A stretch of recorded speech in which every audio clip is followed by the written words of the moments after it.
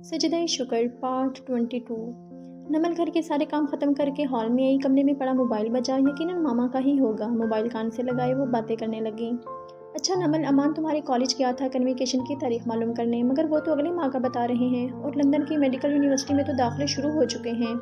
अमान उनसे सारी बात कर आया था। उन्होंने कहा कि असल कार्ड कन्वोकेशन पे ही मिलेंगे, मगर ज़रूरत के तहत आपको 1-2 दिन तक कॉपी फॉर्म में कॉलेज की तरफ से MBBS के सारे डॉक्यूमेंट्स मिल जाएंगे।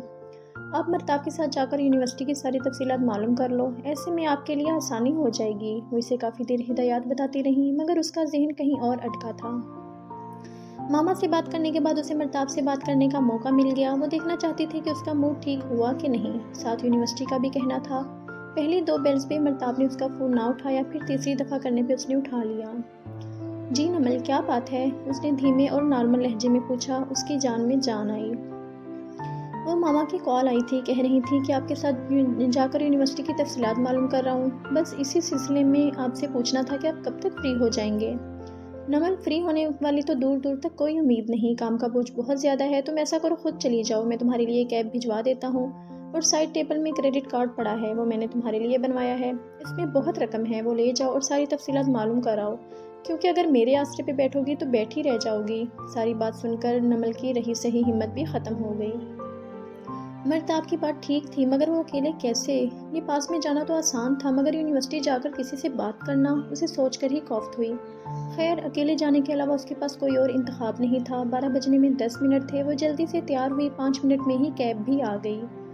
उसे ड्राइवर को कुछ भी कहने की ज़रूरत ना पड़ी। कुछ देर बाद उसने उसे एक बहुत बड़े गेट के सामने उतार दिया। जब उसने पैसे देने के लिए वॉलेट खोला तो ड्राइवर ने कहा, मैम पेमेंट हो चुकी है। अब वो कहकर चला गया। अब क्या वापस उसे खुद जाना पड़ेगा? वो परेशान हो गई। Welcome to London medical university, सामने बोर्ड पे बड़े बड़े हरूफ में लिखा था। उसका ख्वाब हकीकत की सूरत में आंखों के सामने था। वो गेट अबूर कर आई। उसे लगा वो किसी और दुनिया में आ गई है। इर्द गिर्द लड़के और लड़कियों की चहलकदमी थी। कोई अकेले तो कोई हाथों में हाथ डाले चल रहा था। सबको नज़रअंदाज किए वो बड़ी वसी इमारतों की दिलकशी को देख रही थी। काफ़ी देर इधर उधर घूमती रही। फिर एक अंकल से एडमिन ऑफिस का पूछकर एडमिन ऑफिस आ गई। वहाँ से फॉर्म्स और प्रॉस्पेक्टस ली। कुछ देर वहीं बैठी रही। इस दौरान वक़्त किस कदर तेज़ी से गुजरा उसे इल्म ना हो सका। वक़्त देखा तो 3 बज रहे थे। उसने जल्दी से घर की तरफ दौड़ लगाई। वो घर का रास्ता भूल चुकी थी। गूगल मोहतरम को खोला और लोकेशन मालूम करने लगी, लेकिन उसे ये समझ न आई कि वो किसकी मदद से घर जाए। थोड़े फासले पर उसे लगा बस स्टैंड है। नमल चलते हुए वहाँ आ गई। वहाँ डेस्क पर बैठकर वो इस बस स्टैंड को गूगल पर सर्च करने लगी। सारी गाड़ियों के औकात देखे और ये मालूम किया कि उसके घर की तरफ कौन सी गाड़ी जाती है, मगर यहाँ इतने नाम देखकर वो परेशान हो गई। किस कदर मुश्किल है, मैं यहाँ किससे पूछूं? हर कोई यहाँ इंग्लिश में पटर पटर कर रहा है। मेरी उन्हें खाक समझ आनी है। वो बड़बड़ा रही थी। पास बैठी लड़की ने उसकी बात सुनकर कहकहा लगाया, आप वही हैं ना जो 2 दिन पहले मुझसे फुटपाथ पे टकराई थी? उस लड़की ने सलाम के लिए हाथ आगे बढ़ाया। उस लड़की ने जीन्स और ब्राउन कलर की जर्सी पहन रखी थी। गले में मफलर ओढ़े, सर पे एक तरफ को टोपी लटकी थी, मगर नमल को उसका हुलिया देखने पे भी याद ना आया। उसने बुरे मुंह के साथ उसका हाथ थाम लिया। आपको कोई मसला है? अब बेझिझक मुझे बता सकती हैं, मैं समझ जाऊंगी। वो मुस्कुराई। अल्लाह का शुक्र है आपको उर्दू आती है। मुझे तो लगा था यहाँ अंग्रेज़ी सुनकर और बोल बोल कर मैं पागल हो जाऊंगी। ऐसा नहीं होगा। आप बताएं, आप इतने गुस्से में क्यों हैं? वो असल में मैं पाकिस्तान से हूँ। अभी कुछ अरसा पहले यहाँ आई हूँ। मुझे यहाँ के रास्तों का इतना पता नहीं। बस यही समझ नहीं आ रही कि घर कैसे जाऊँ। कौन सी बस वहाँ जाती होगी? बस इतनी सी बात। आप मुझे अपने घर का एड्रेस बताएं, मैं आपको देखकर बताती हूँ। फिर नमल को अपने साथ आने का कहा। वहाँ एक तरफ दीवार पे बोर्ड लगा था जहाँ सारी बसों के नाम, औकात और ये भी दर्ज था कि वो किस किस एरिया में जाती हैं। ये देखकर नमल को कुछ हद तक हौसला मिला। ये देखें, ये रहा आपका रूट। ओए यार, आपका घर तो मेरे घर के बिल्कुल करीब है। मतलब हम दोनों को एक ही बस में जाना है। चलें, ये तो और भी अच्छा हो गया। मुझे एक पाकिस्तानी की कंपनी मिल जाएगी। अंग्रेज़ों के साथ रह रहकर मैं भी तंग आ गई हूँ। नमल ने उसके बात करने के अंदाज पर कहकहा लगाया और वो दोनों सड़क के किनारे खड़ी बस का इंतज़ार करने लगी। नमल सारे रास्ते उसकी बातें सुनते हुए आई। आज उसे वाकई एहसास हुआ कि लड़कियां बहुत ज़्यादा बोलती हैं, मगर उसने उसका नाम पूछने की जसारत ना की। वो अपनी गली के कोने पे उतर गई थी। घर लौटी तो मर्ताब सिगरेट मुंह में दबाए आंखें मूंदे सोफे पे बैठा था। अस्सलाम वालेकुम, कैसे हैं आप? उसे देखकर उसका मूड खुशगवार हो गया। वो सब भुलाए उसके साथ बैठ गई। मर्ताब मुस्कुराहट लिए उसकी तरफ मुतवज्जा हुआ। मुझे भूख लग रही थी तो सोचा घर आकर तुम्हारे हाथ का बना कुछ खा लूं। उसके लहजे में सुबह वाली बेरुखी ना थी। صبح میں نے تم سے ٹھیک سے بات نہیں کی، اس کے لیے میں شرمندہ ہوں۔ دیکھو نمل، میں پچھلے 5 سالوں سے ادھر رہ رہا ہوں، اور 5 سال کا عرصہ کوئی تھوڑا سا وقت نہیں ہوتا۔ میں ہر لحاظ سے اس ماحول کا حصہ بن چکا ہوں۔ میں نے کبھی بھی تمہیں یا تم جیسی لڑکی کو اپنی بیوی بنانے کی خواہش نہیں کی۔ مجھے اپنے جیسی لڑکیاں پسند ہیں، کیونکہ وہ اپنا کام خود کرنا جانتی ہیں، پر اعتماد اور باہمت، لڑکوں کے ساتھ شانہ بشانہ مل کر رہتی اور کام کرتی ہیں۔ یہ سمجھ لو کہ یہاں کی لڑکیاں تم سے 1000 درجہ بہتر ہیں، لیکن اس کے باوجود میں اس رشتے کو نبھانے کی کوشش کر رہا ہوں۔ میں تنہا رہنے کا عادی ہوں، مجھے نہیں پتا کسی اور کے ساتھ کیسے رہا جاتا ہے، مگر مجھ سے جتنا ہوگا میں تمہارے ساتھ رہنے کی کوشش کروں گا۔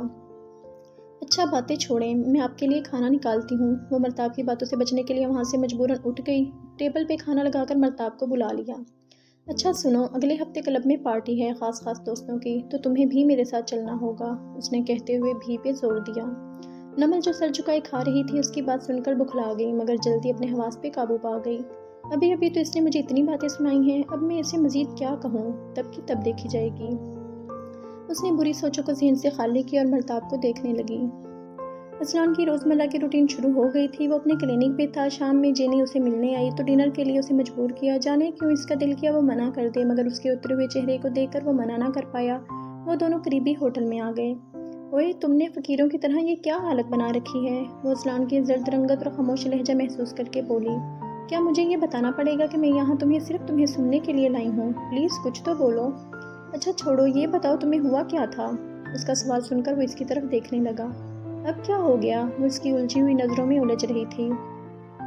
کچھ نہیں یار، تم سناؤ کیسا رہا ٹور اور کہاں کہاں گھومے؟ وہ سب باتوں کو پرے کیے اس کی طرف متوجہ ہوا۔ ٹور کا سن کر جینی کی آنکھوں میں چمک ابھری۔ ہاں بہت مزہ آیا، وہ جگہ بہت خوبصورت ہے اور میں نے یہ فیصلہ کیا ہے کہ ہنی مون کے لیے ہم وہیں جائیں گے۔ اذلان نے اس کی بات پہ کہا لگایا۔ ویری فنی، وہ زیر لب منمنایا۔ ہنی مون سے یاد آیا، ہم شادی کریں گے تو ہنی مون پہ جائیں گے نا یار۔ مما میرے پیچھے پڑی ہیں کہ میں تم سے بات کروں۔ میں نے کہا بھی کہ ابھی اذلان کی مستقل جاب نہیں لگی، ایک دفعہ وہ سیٹ ہو جائے، مگر وہ ماننے کو تیار نہیں۔ ان کا کہنا ہے کہ شادی نہیں تو منگنی وغیرہ کر لی جائے۔ تم کیا کہتے ہو؟ اس نے اس کے ہاتھ پہ ہاتھ رکھا۔ جیسے آنٹی چاہیں، مجھے کوئی اعتراض نہیں، وہ سوچ کر جواب دے رہا تھا۔ او مائی گاڈ جان، یہ تو آج کی تاریخ کی سب سے اچھی خبر ہے۔ جینی کو اس پہ پیار آیا۔ ویسے مجھے لگا نہیں تھا تم اتنی جلدی مان جاؤ گے۔ تم میری پسند ہو، مجھے اچھے سے سمجھتی ہو، مجھے تم سے محبت ہے، پھر تمہارے معاملے میں سوچنا کیسا؟ اور منگنی کرنے میں کوئی حرج نہیں، رشتے کو ایک نام مل جاتا ہے۔ اچھا میرے سیانے جان، گہری مسکراہٹ لیے اسے دیکھا۔ کچھ فیصلے ہم کرتے ہیں اور کچھ فیصلے اوپر بیٹھی ذات، مگر ہوتا وہی ہے جو وہ رب چاہے۔ تقدیر کی کشتی طوفان میں کس طرف مڑنے والی تھی وہ انجان تھا، بے خبر تھا کہ طوفان میں پھنس کر کنارے کی امید کبھی کبھی ہمت کو ماند کر دیتی ہے۔ مرتاب رات میں نمل کے پاس بیٹھا تھا۔ موبائل پہ اسٹپنی کا نمبر دیکھ کر وہ خاموشی سے موبائل لیے باہر آ گیا اور کال ریسیو کی۔ جی سر کہیے۔ وہ ظاہر کروانا چاہتا تھا کہ وہ خوفزدہ نہیں ہے۔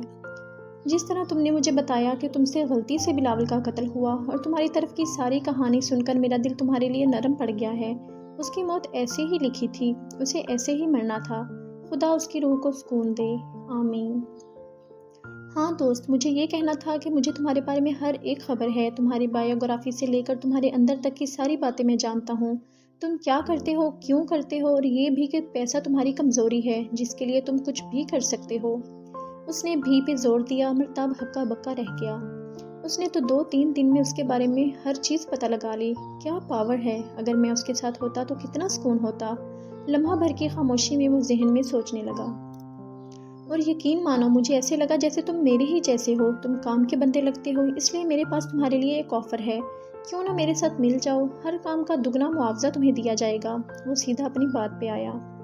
اپنے کام کی بات سن کر مرتاب کی نسوں میں خون کی روانی تیز ہو گئی، وہ پرجوش ہو گیا۔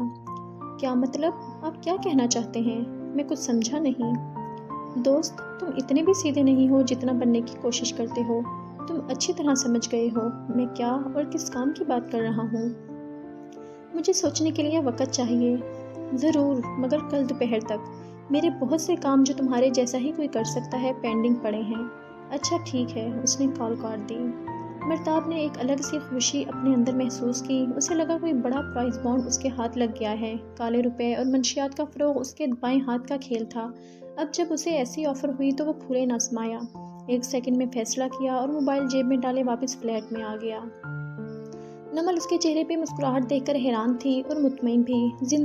उसे ज़िंदगी में सब ठीक होता महसूस हो रहा था।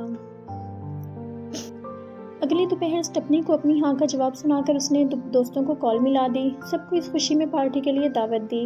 नमल को भी साथ ले जाने की आरज़ू उभरी, मगर वो आज खुश था और अपने दोस्तों में वो बेकार की परेशानी अपने साथ बांध के नहीं रखना चाहता था। इसलिए नमल से इस बारे में बात करना मुनासिब नहीं समझा। एक हसीन शाम क्लब के नाम थी। सूट बूट पहनकर वो स्टोर पे बैठा छत की बत्तियों को जलता बुझता देख रहा था। स्टेफनी के साथ काम करके मैं भी बहुत अमीर बन जाऊंगा, मैं भी बहुत मशहूर होऊंगा। दौलत, ऐश, सुकून, मेरे पास भी उसके जैसी बड़ी बड़ी गाड़ियाँ होंगी, इतने मुलाजिम जो मेरे एक हुक्म पे भागे चले आएंगे। वो लम्हों में अपनी बदलती किस्मत को देखकर सरशार था, मगर वो किसी को इस राज के बारे में नहीं बता सकता था। ये रात उसकी ज़िंदगी की सबसे खूबसूरत और पुरसकून रात थी। 2 बजे के करीब मार्क उसे फ्लैट के बाहर ड्रॉप कर गया था। लड़खड़ाते कदमों के साथ वो दरवाजे के पास पहुंचा और लॉक खोला।